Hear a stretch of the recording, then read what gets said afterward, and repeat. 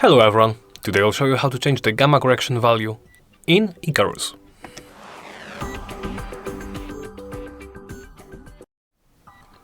Let's begin by opening the settings.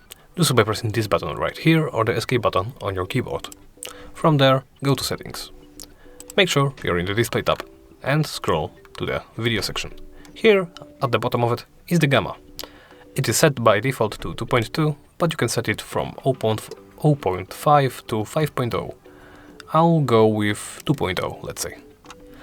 Of course, you can always hit Restore Defaults to set your video settings to the defaults.